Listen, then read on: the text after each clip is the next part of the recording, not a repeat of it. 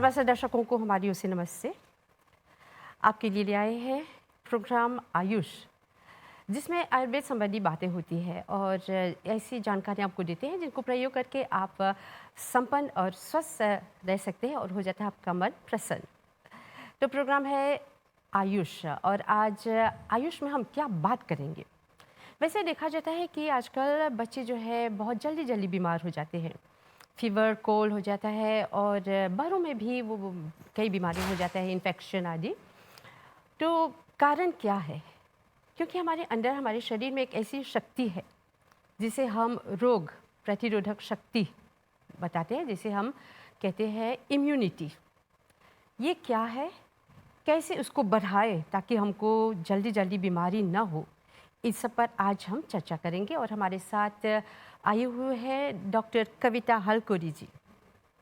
Doctor कविता हलकोरी, आप senior medical Ayurvedic doctor है SSR and Ayurvedic hospital में, और आपके साथ के प्रोग्राम कर चुके हैं जी।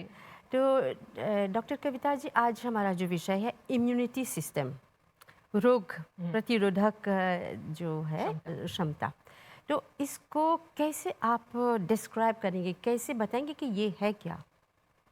सबसे पहले आपको और आपके सभी दर्शकों को मेरा नमस्कार।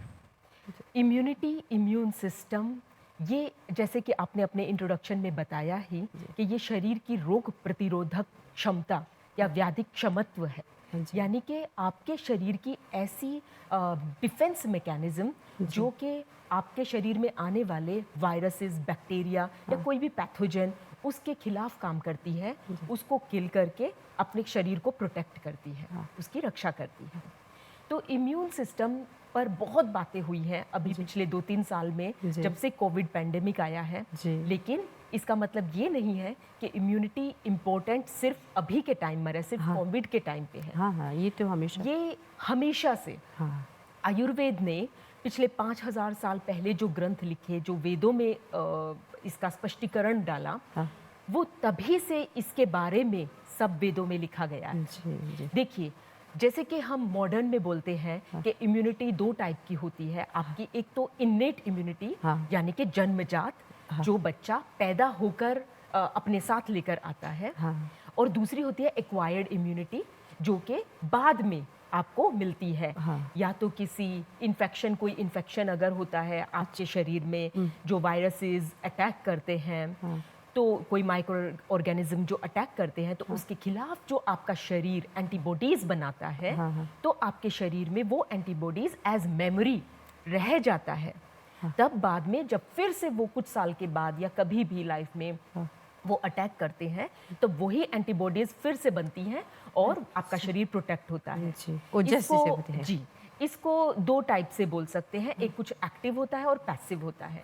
एक्टिव में एक्वायर्ड भी होता है, यानी कि आपके शरीर में कुछ ऐसी इम्यूनिटी जो कि वैक्सीनेशन के थ्रू दी जाती है।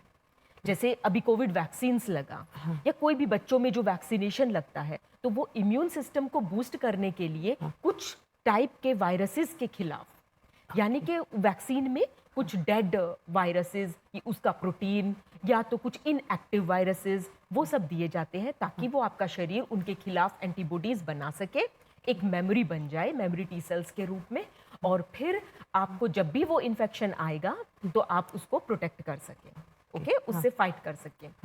अब सेम आयुर्वेद भी बताता है। आयुर्वेद में भी ऐसे ही सोचो, ये तो अभी की एडवांसमेंट है, बताया गया है। लेकिन आयुर्वेद में पहले से लिखा हुआ है सहज बल, यानी कि आपका जो नेचुरल आपकी क्षमता है, जो आप पैदा लेकर हुए और हैं, कई सालों से बताया गया, ठीक है। ये इसमें स्किन बैरियर्स, म्यूकस, या तो जितना भी प्रोटेक्टिव सिक्रीशंस, वो सब आ जाते हैं। और एक है वो इम्यूनिटी कालज, जो आप समय के साथ आपके अंदर पनपती है, जो आप इन्फेक्शंस के थ्रू, जैसे मॉडर्न ने कोरिलेट किया, वो आपके अंदर शरीर में आती है। या युक्तिकृत, यानी कि कुछ ऐसी चीजें, आर्टिफिशियल इम्यूनिटी, कुछ ऐसी चीजें की जाए, कुछ ऐसे सेवन कराया जाए जिससे आपका इम्यून सिस्टम बूस्ट हो। ठीक है, तो ये तो हुई इम्यूनिटी की बात। देखो, हम हमेशा आयुर्वेद में बोलते हैं कि ये इम्यूनिटी बूस्टर है, ये इम्यूनिटी टॉनिक है, लेकिन मैं यहाँ पर एम्फेसाइज डालना चाहूँगी, बहुत ही महत्वपूर्ण बात है, बात सिर्फ इम्यून सिस्टम के बढ़ने की नहीं है। इम्यून सिस्टम के बढ़ने से काम नहीं चलेगा। डिफेंस मैकेनिज्म यानी कि इम्यून मैकेनिज्म के बैलेंस रहने का की बात है। यानी कि इम्यून सिस्टम क्या होता है, जब कोई वायरस या कोई भी माइक्रो ऑर्गेनिज्म पैथोजन आता है आपके शरीर में, तो एक इन्फ्लेमेशन शुरू होती है शरीर में। वो इन्फ्लेमेशन क्या है, ये बॉडी का डिफेंस मैकेनिज्म, क्योंकि अब सभी वाइट ब्लड सेल्स को सब एक्टिव हो जाते हैं, सब को अपना काम करना है, कुछ सिक्रीशंस होते हैं, तो वो सब एक जगह पर इकट्ठा हो जाते हैं। तो आपने देखा होगा कोविड में बहुत सारी मौतें हुई, साइटोकाइन स्टॉर्म नाम सुना होगा।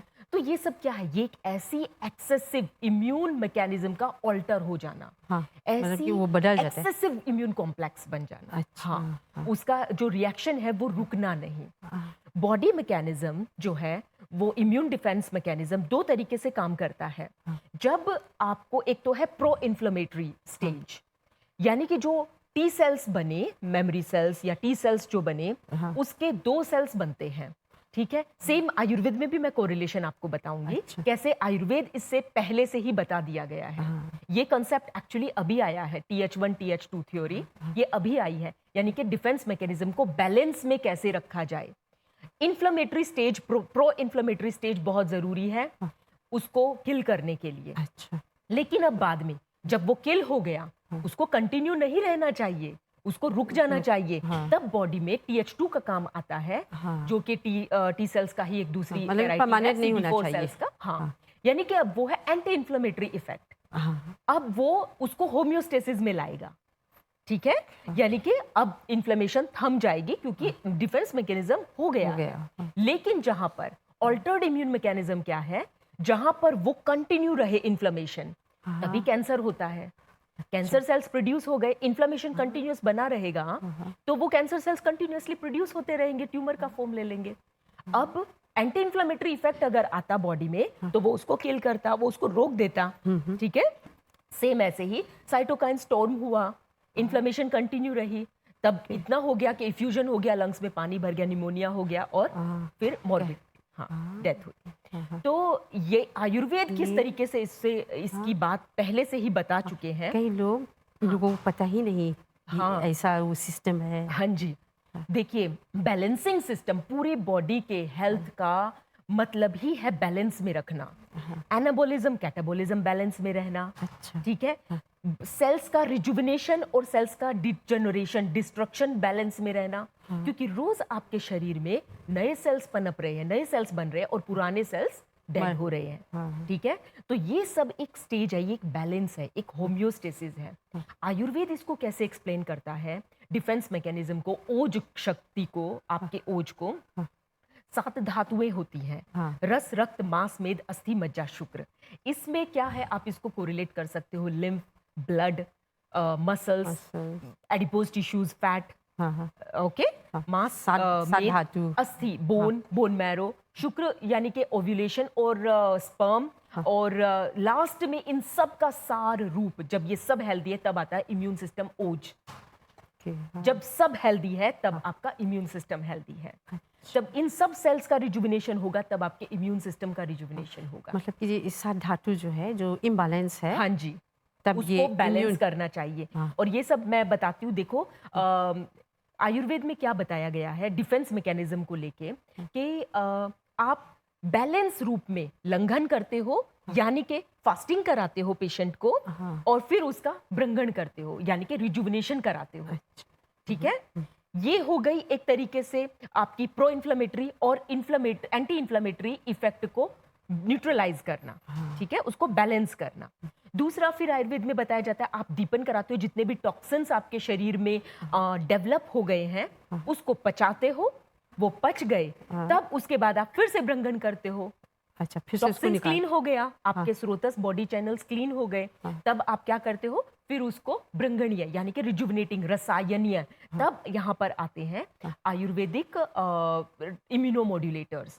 एक्चुअली इम्यूनोमोड्यूलेटर्स जितना भी आप गूगल सर्च करेंगे सब में लिखा होगा इम्यूनिटी बूस्ट, इम्यूनिटी बूस्ट। अच्छा, लेकिन आपको जानना चाहिए, अगर प्रो इन्फ्लेमेटरी इफेक्ट के वक्त इम्यूनिटी बूस्ट हो गई तब क्या होगा? तब तो वो डिजीज और ज्यादा हो जाएगी। लेकिन इसका मतलब सिर्फ ये नहीं होता, ये बहुत गहराई वाली बात है। सिर्फ इम्यूनिटी बूस्ट नहीं करना, इम्यूनिटी बैलेंस करना है। यानी कि इन्फ्लेमेशन और एंटी इन्फ्लेमेटरी इफेक्ट को बैलेंस करना ही और गुड बॉडी डिफेंस मैकेनिज्म है। यहाँ पर हमेशा ये कहते हैं बूस्ट अप इम्यून सिस्टम। लेकिन ये तो नहीं। जैसे कि एक छोटा सा एग्जांपल है, ये तो मैंने उपकर्म कुछ टेक्निक्स ऐसी बताई, जैसे लंगन फास्टिंग कराया। अभी हम फास्टिंग को एक बहुत ही एक्सप्लेनेटरी वे में मैं आपको बताऊंगी कि कैसे ये इम्यून सेल्स को कंट्रोल करती है, उसको रिजुविनेट करती है। अच्छा। देखिए, एक सिंपल सा हर्ब मेडिसिन फॉर्मुलेशन है सीतोपलादी चूर्ण।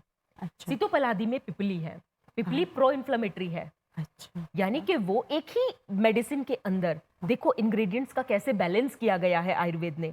उसी के अंदर सीता है, सीता मिश्री है, दालचीनी है, वो कानेल होता है। अच्छा। तो ये बहुत ही छोटा सा खांसी की मेडिसिन है जो कि दी जाती है खांसी में, अस्थमा में, या फ्लेम म्यूकस उसको निकालने के लिए। तो इसमें बैलेंस कैसे किया गया है? प्रो इन्फ्लेमेटरी और एंटी इन्फ्लेमेटरी हर्ब्स को एक साथ मिक्स किया गया है ताकि किसी भी चीज का एक्सेस ना हो। अच्छा। समझ रहे हैं? तो हमें सिर्फ बूस्ट नहीं करना होता। जैसे कि आप हल्दी लेते हैं, हल्दी आप सबको पता है एंटी इन्फ्लेमेटरी है। तो हल्दी को जब पिपली के साथ लेंगे तो यानी कि जो दोनों मैकेनिज्म है वो बैलेंस होंगे। ठीक है। आजकल एक कंसेप्ट आया हुआ है जिसको बोलते हैं इंटरमिटेंट फास्टिंग। तो ये क्यों जरूरी है इंटरमिटेंट फास्टिंग, और इसको हम आयुर्वेद से कैसे कोरिलेट कर सकते हैं, कैसे ये आपके इम्यून सिस्टम को बूस्ट करता है? आप जानते हैं जापानीज साइंटिस्ट है, उसको अभी नोबेल प्राइज मिला है कुछ साल पहले। तो इसी फील्ड के लिए, क्योंकि उन्होंने ये डिस्कवर किया जो कि आयुर्वेद ने 5000 साल पहले लिख दिया था, उन्होंने ये अभी डिस्कवर करके मॉडर्न में। हाँ जी, अच्छी बात है कि इसको रिकॉग्निशन मिली कि जो हमारी फास्टिंग्स होती है वो हमारे डेड सेल्स को शरीर से निकालती है। जब हम अपने शरीर को खाली छोड़ते हैं खाने से, पीने से, इसमें पानी या जूस वगैरह का सेवन कर सकते हैं, तो वो हमारे शरीर में, हमारे सेल्स में, हमारा सेल्स में हमेशा, जैसे मैंने बताया, सेल्स डेड होते रहते हैं। तो कुछ ऐसे लाइसोसोम्स होते हैं, कुछ कंपोनेंट्स होते हैं जो इन डेड सेल्स को या सेल्स में जमा हुए टॉक्सिन्स को खाने का काम करते हैं। तो यहाँ जब आप फास्टिंग की बात करी है तो कम से कम सप्ताह में एक बार? जी बिल्कुल, जितना एक इंसान की कैपेबिलिटी के अंदर आता है, उसकी कैपेसिटी है, वो कर सकते हैं। हर रोज 12 घंटे की, 16 घंटे की, या हफ्ते में एक बार 24 घंटे की, ये फास्टिंग आप कर सकते हैं। ये आपने अगर अपने शरीर को समय नहीं दिया कम से कम 12 घंटे से ज्यादा, तो वो एक्टिव नहीं हो पाएंगे। वो ऑटोफेजी नहीं हो पाएगी। ऑटोफेजी का मतलब ही है सेल्फ किलिंग। सेल्फ किलिंग का मतलब नेगेटिव वे में नहीं, यहाँ पर पॉजिटिव वे में, यानी कि आप ही के सेल्स आपके डेड सेल्स को खा रहे हैं, टॉक्सिन्स को एब्जॉर्ब कर रहे हैं और शरीर से निकाल रहे हैं, सेल को क्लीन कर रहे हैं। तो यहाँ पर जब आप बात करी हैं तो इसमें पूरा पानी बीच बीच में? बिल्कुल बिल्कुल। देखो, रात को अगर आप 6 बजे, इसीलिए क्यों बोला गया है हमेशा अर्ली डिनर लीजिए। अर्ली डिनर इसीलिए बोलते हैं कि आपकी सिस्टम को समय मिले आपकी बॉडी को हील करने का। ओके, तो आपको 6 बजे तक अगर आप डिनर कर लेते हैं और अगले दिन सवेरे अगर आप 10 बजे ब्रेकफास्ट करते हैं, तो आपकी 16 घंटे की फास्टिंग हो गई, इंटरमिटेंट फास्टिंग। या हफ्ते में एक बार आप उपवास रखते हैं 24 घंटे का, पानी पर या जूस पर या कुछ फ्रूट्स पर। कोशिश करें इसमें फ्रूट्स भी ना खाएं अगर आप ये मोटिव से कर रहे हैं कि ऑटोफेजी स्टार्ट हो। अच्छा, ठीक है, केवल पीना है? केवल पीना है, या तो गर्म पानी या गुनगुना पानी, या आप जूस पी सकते हैं, वेजिटेबल जूस पी सकते हैं, फ्रूट्स जूस फ्रेश निकाल कर। तो लेकिन रात का जो पीरियड है उसमें तो आपको कुछ नहीं खाना है। तो शरीर अपने आप एक नेचुरल हीलिंग स्टेज में जाएगा, यानी कि जो डेड हो रहा है रिजुविनेट भी होगा। दिन भर आपका सेल्स आप खाते हैं, आपका रिपेयरिंग चल रहा है, रात को क्लीनिंग चलना चाहिए।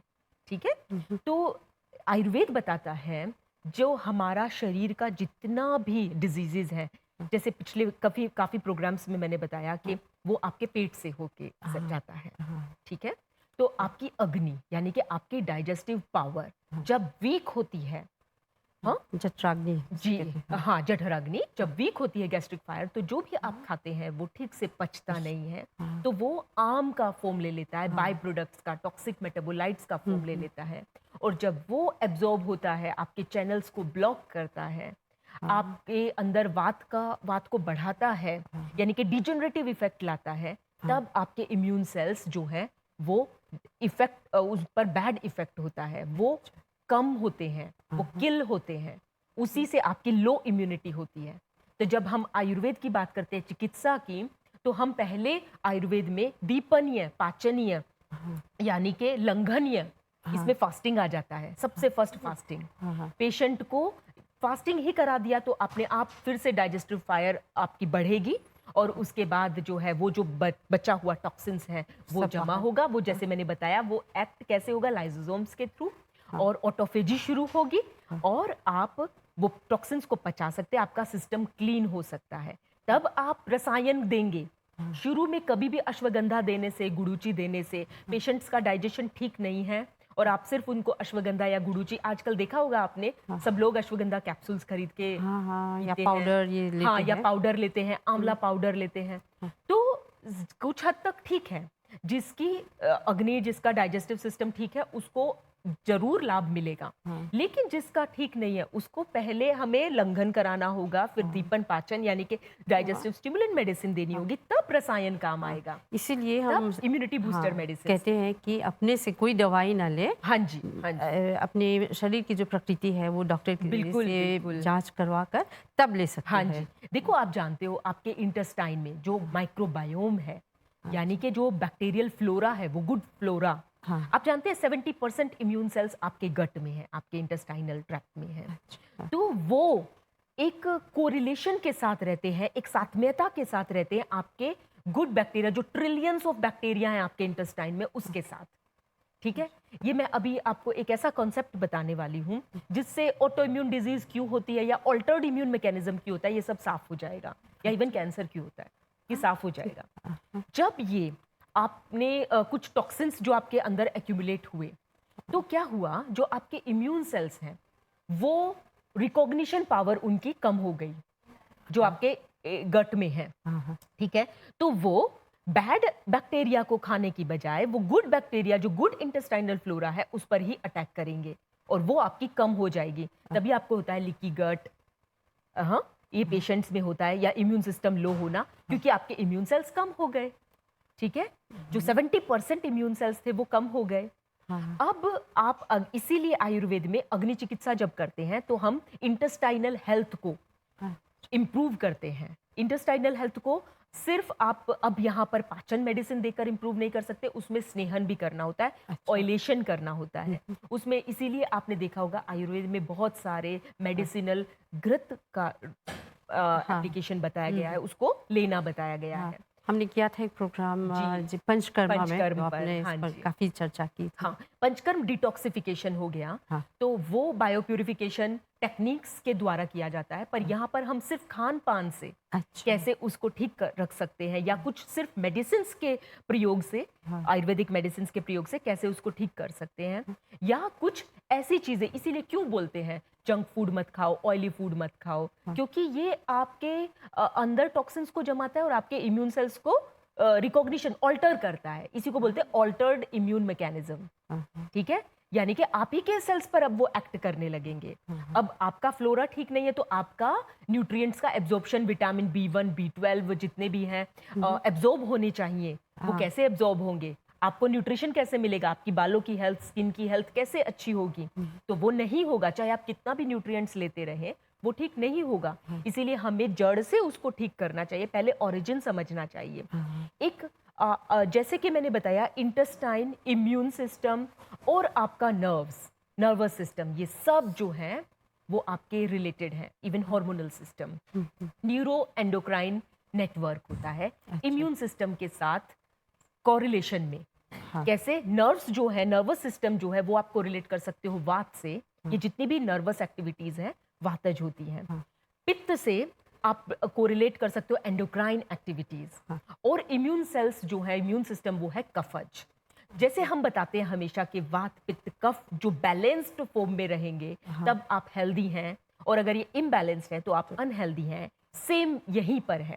तो नर्वस सिस्टम जो है आपका और endocrine system, hormonal system control करता है आपके इम्यून सेल्स को। हाँ, कभी आपने देखा होगा स्ट्रेसफुल कंडीशंस में जो है आपको एकदम से इम्यूनिटी लो हो जाती है, आपको जल्दी जल्दी बीमार पड़ते हैं। हाँ। वो क्यों? क्योंकि आपका जो इम्यून सेल्स है वो किल होते हैं उन स्ट्रेस हार्मोन्स के द्वारा। अच्छा। ठीक है। कभी आपने फील किया होगा स्ट्रेस की अवस्था में आप बिल्कुल नॉर्मल हैं, आपको एकदम डायरिया वाले सिम्टम्स होते हैं, बार बार टॉयलेट जाने का आपका मूड होता है। तो वो क्यों? आपकी गट हेल्थ डायरेक्ट अफेक्ट होती है, वेगस नर्व स्टिमुलेट होती है, नर्वस स्टिमुलस आते हैं, तो आपको तुरंत एक मोटिलिटी शुरू होती है गट में, इंटेस्टाइन में, तब आपको वॉशरूम जाना चाहिए। तो ये सब कोरिलेटेड है, ठीक है। तो इसीलिए बोलते हैं आयुर्वेद में उसको बैलेंस रखने के लिए आप जो है योगा कीजिए, मेडिटेशन कीजिए, ताकि आपकी मेंटल स्टेट काम रहे। हाँ, ओके। आप सही से सही समय पर खाइए, समय पर उठिए, आहार निद्रा ब्रह्मचर्य, यानी कि एकदम सही इसका पालन डाइट, करें। हाँ, निद्रा, सही टाइम पर सोना। ऐसे नहीं कि 8 घंटे की नींद तो आप रात को 1 बजे सोकर सवेरे 10 बजे उठकर तब भी या पूरी कर सकते हैं। हाँ, लेकिन जब आप समय पर सोएंगे और सुबह समय पर उठेंगे, उसका जो इफेक्ट होएगा शरीर में वो रिजुविनेटिंग होगा, वो क्लिंजिंग इफेक्ट होगा। हाँ, हाँ, और आपका योगा एंड मेडिटेशन वो आपके मेंटल स्टेट को ठीक रखेगा। हाँ, हाँ। अच्छा, काफ़ी आपने बता दी, लेकिन कुछ ऐसे कुछ प्रयोग कर सकते हाँ, हैं ताकि हम हाँ। अपनी ओके, घर इम्यूनिटी को में। बैलेंस कर सकें। जी, जी। हमेशा हम कहते हैं इम्यूनिटी को बूस्ट अप करें, बूस्ट करिए, लेकिन जिस तरह आपने बताया इज़ इम्पोर्टेंट, ये जानना उसको चाहिए कि कैसे बैलेंस बैलेंस कीजिए। करें। हाँ, बिल्कुल डिफेंस मैकेनिज्म इन अ जी। Balanced way. अगर जो पेशेंट्स की मौतें हुई कोविड के टाइम पर, हाँ, उनका इम्यून सिस्टम बैलेंस होता तो ऐसा नहीं होता। तो सेम ठीक है, उस डीप कॉन्सेप्ट में हम नहीं जाएँगे।